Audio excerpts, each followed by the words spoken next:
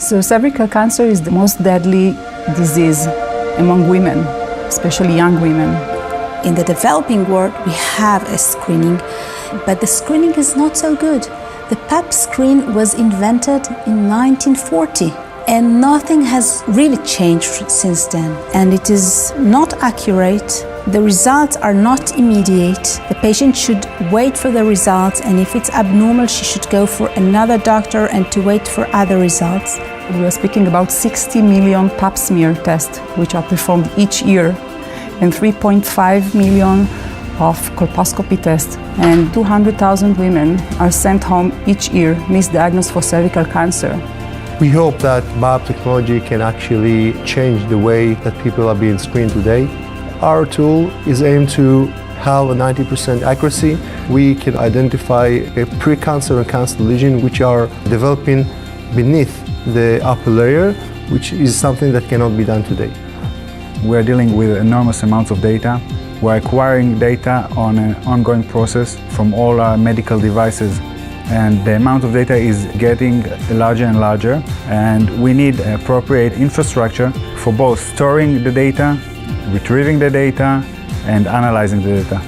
When we first met IBM, we were in the stage of developing our medical device. We have the vision to create a big data-based solution, and IBM was the right partner for us to have this project together. IBM AlphaZone people open us many doors for investors and very important conference all over the world for actually introducing Biop idea. I think it's one of the most important steps which Biop had in their life. We're using bluemix because it gives us a lot of rapid options for our model development, and we need a very scalable solution that can handle the masses of the data that we acquire. By screening certain women in the world and with the ability to include other criteria like the history of the patient, the geographic parameter and so on, we can divide that woman into a certain risk group, and we can recommend that she will come back to her physician in another 6 months and not to wait a year or 2 years.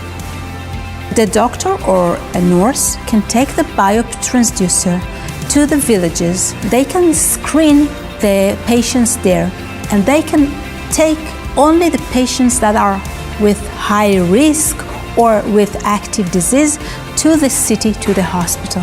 There is a research that in order to do the job of one mother, you need 7 people to do the same job.